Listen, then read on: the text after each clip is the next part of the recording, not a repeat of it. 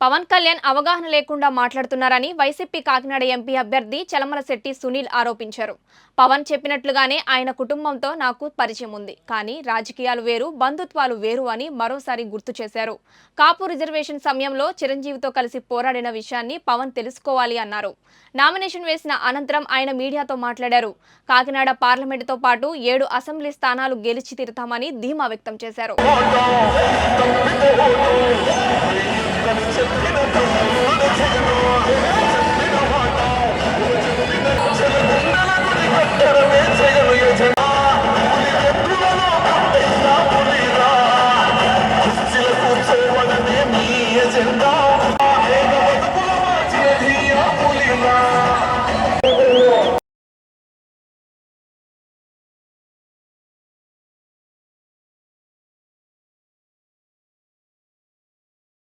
మంచి ముహూర్తం ఉండడం వల్ల 11:48కి నేను కాకినాడ పార్లమెంట్ నియోజకవర్గ అభ్యర్థిగా వైఎస్ఆర్ కాంగ్రెస్ పార్టీ తరఫున నామినేషన్ దాఖలు చేయడం జరిగింది. ముఖ్యంగా నేను ఇంటి దగ్గర నుంచి పొద్దున్న బయలుదేరిన కాడి నుంచి కూడా ఈ కలెక్టర్ ఆఫీస్కి వచ్చేదాకా కూడా కాకినాడ పార్లమెంట్ నియోజకవర్గ పరిధిలో వచ్చిన కార్యకర్తలు కానీ నాయకులు కానీ మమ్మల్ని అభిమానించే ప్రజలు కానీ పెద్ద ఎత్తున మాకు స్వాగతం పలికి నన్ను ముఖ్యంగా ఆశీర్వదించడానికి మద్దతు పలుకుతూ విచ్చేసిన ప్రతి ఒక్కరికి కూడా నేను పేరు పేరున కృతజ్ఞత తెలియజేసుకుంటున్నాను.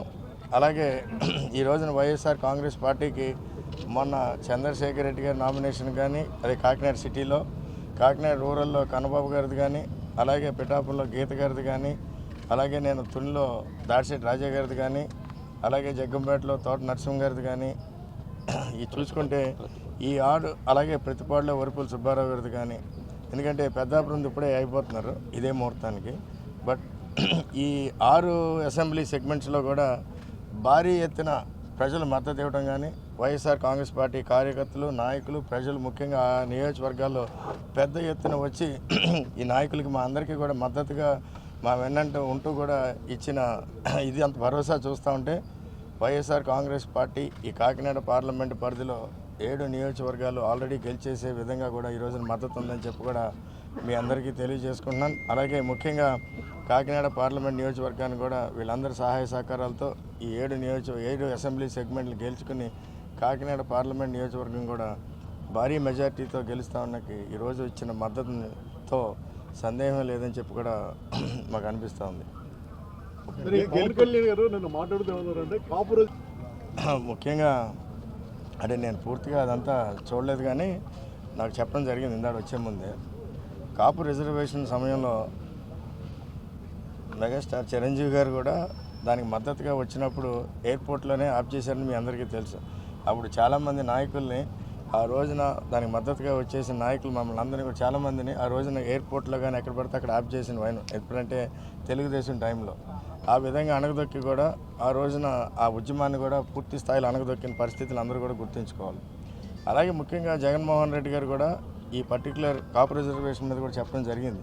ఇది కేంద్రం పరిధిలోనిది, ఈ కేంద్రం పైన పార్లమెంట్లో అమెండ్ అయితే కానీ ఈ రిజర్వేషన్ని ఒక రాష్ట్ర ప్రభుత్వం చేసే పరిస్థితులు లేదని కూడా చాలా స్పష్టంగా చెప్పడం జరిగింది. దీనికి అనుగుణంగానే ఇప్పుడు చంద్రబాబు నాయుడు గారు ఆ రోజున నేను చేస్తున్నానని హామీ ఇచ్చారు కానీ అది ఎక్కడా జరగలేదు. కానీ దానికి భిన్నంగా జగన్మోహన్ రెడ్డి గారు కాపు నేస్తామని పెట్టి ఈ రోజున ప్రతి కాపు మహిళ అకౌంట్లో ప్రతి సంవత్సరం కూడా కాపు నేస్తం పేరిట 15,000 రూపాయలు వేయటమే కాకుండా అలాగే అమ్మ ఒడి కార్యక్రమం రకరకాల పథకాల ద్వారా కూడా ప్రతి కాపు కుటుంబానికి ముఖ్యంగా మధ్యతరగతి నిరుపేద కుటుంబాలు అన్నింటిని కూడా ఆదుకున్న విధానం కూడా మీరందరూ కూడా చూస్తూనే ఉన్నారు గడిచిన 4-5 సంవత్సరాలుగా. ముఖ్యంగా మన సమాజంలో సమానత్వం రావాలంటే జగన్మోహన్ రెడ్డి గారి నినాదం ఈ రాష్ట్రంలో పేదరికాన్ని పూర్తి స్థాయిలో నిర్మూలించాలి, సమానత్వం రావాలంటే అందరూ కూడా అన్ని కులాలు కూడా ఆర్థికంగా బలపడాలి, అప్పుడే సమానత్వం వస్తుందని చెప్పే ఆలోచనతోనే ఈ రోజున ఆయన గొప్ప సంక్షేమ కార్యక్రమాలని ఏమాత్రం అవినీతికి తావు లేకుండా డైరెక్ట్గా నిజమైన లబ్ధిదారులకి ప్రతి కుల సంఘాలకు కూడా ఈ రోజు అందించిన విధానాన్ని కూడా ప్రతి ఒక్కరు కూడా గుర్తు చేసుకోవాలి. ముఖ్యంగా రేపు జరిగే ఎన్నికలను కూడా జగన్మోహన్ రెడ్డి గారి గ్రాటిట్యూడ్ ఎన్నికలు అంటే ఆయన రుణం తీర్చుకునే విధంగా కూడా ఈ రోజున ప్రజలందరూ కూడా పెద్ద ఎత్తున మాకు మద్దతు పలుకుతున్న విధానాన్ని కూడా మీరు అందరూ కూడా గుర్తు చేసుకోవాలి. ఈ రోజున జగన్మోహన్ రెడ్డి గారు అన్ని బడుగు బలహీన వర్గాలకే కాకుండా ఫార్వర్డ్ క్యాస్ట్లో కూడా నిరుపేద కుటుంబాలను కూడా ఆయన పథకాల ద్వారా ఆదుకుంటున్న వైనాన్ని కూడా అందరూ కూడా గుర్తు చేసుకోవాలి. ఈ రోజున ఒక వాలంటీర్ వ్యవస్థ ద్వారా ప్రతి పేద కుటుంబాన్ని ఆ రోజున కోవిడ్ సమయంలో ప్రతి కుటుంబాన్ని కూడా ఆదుకున్న విధానం అయితే కానీ, అలాగే లబ్ధిదారులని కూడా నిజమైన లబ్ధిదారులను ఐడెంటిఫై చేసి ఏమాత్రం అవినీతికి తావు లేకుండా కూడా చేస్తున్న వైనాన్ని కూడా ఈ రోజున అందరూ కూడా గుర్తు చేసుకుంటూ, తప్పకుండా జగన్మోహన్ రెడ్డి గారు వస్తే ఇదే రకమైన పరిపాలన కొనసాగుతుంది అనే ఆలోచనతో ఉన్నారని చెప్పి కూడా మీ అందరికీ తెలియజేస్తారు. సార్, మీకు నిన్న పవన్ కళ్యాణ్ గారు ఏం చెప్పారంటే మీరు ఉంది ఇంకోటి కూడా చెప్పారట ఆయన, మన రిలేషనే రాజకీయం అని. నేను కూడా అదే చెప్పబోతున్నానండి. రాజకీయం అన్నది చాలా చాలా సీరియస్ వ్యవహారం. మన సమాజంలో రాజకీయం అనేది ఒక ప్రొఫెషన్ కాదండి, అది ఒక బాధ్యత. మనం ఆ బాధ్యతగా దాన్ని స్వీకరించే ముందు దాని మీద ఒక క్షుణ్ణమైన పరిశీలన కానీ ఒక అవగాహన కానీ పూర్తి స్థాయిలో ఉండాలి. అదేంటి, ఆయన అయితే రాష్ట్ర నాయకుడిగా రాష్ట్రం అంతా అవగాహన ఉండాలి. ఈ లోకల్ పార్లమెంట్ అభ్యర్థిగా లేకపోతే పార్లమెంట్లో ఆయన కూడా ఒక ఎమ్మెల్యేగా పోటీ చేస్తున్నారు కాబట్టి, లేకపోతే ఎంపీగా ఒక అభ్యర్థిని పెట్టారు కాబట్టి వీళ్ళందరికీ కూడా ఈ పార్లమెంట్ మీద పూర్తి స్థాయి అవగాహన ఉండాలి. అలాగే మనకి పోటీ చేసే వ్యతిరేక వ్యక్తుల మీద కూడా పూర్తి స్థాయి, అలాగే ముఖ్యంగా మన పార్టీలో పెట్టిన అభ్యర్థుల మీద కూడా అవగాహన కూడా ఉండాలని చెప్పి కూడా నేను ఈ సందర్భంగా మీ అందరికీ తెలియజేసుకున్నాను. ఎందుకంటే ఇక్కడ కాకినాడ పార్లమెంట్ నియోజకవర్గంలో ఇది నాకు 4వ ఎలక్షన్, అంటే నేను 4వసారి నామినేషన్ వేశాను. ఈ ప్రాంతంలో నేను గత 15 ఏళ్ళుగా సుపరిచితుడిని. ఈ ప్రాంతంలో పుట్టి పెరిగిన వాడిగా నేను చదువుల కోసం, ఉద్యోగాల కోసం, వ్యాపారాల కోసం విదేశాల్లో తిరిగినా, అక్కడ ఇక్కడ తిరిగినా, బట్ ముఖ్యంగా ఈ ప్రాంతం మీద ఉన్న ప్రేమ అనురాగంతో, ఈ ప్రాంతంతో ఉన్న నాకు ఎమోషనల్ కనెక్ట్ గురించి నేను కాకినాడ పార్లమెంట్ నియోజకవర్గం తరఫున పోటీ చేయడానికి ఇదే నియోజకవర్గాన్ని నేను చూస్ చేసుకున్నాను. నేను గతంలో ప్రతి ఎలక్షన్కి ఒక నియోజకవర్గానికి పారిపోయిన సంఘటనలు ఎక్కడా లేవు.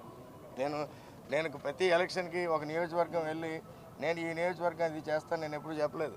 నేను ఓన్లీ ఓడినా గెలిచినా, ఎందుకంటే ప్రతిసారి పడినప్పుడు లేకపోతే మన వ్యక్తిత్వం మీద మీ అందరికీ తెలిసి ఏమంటారు.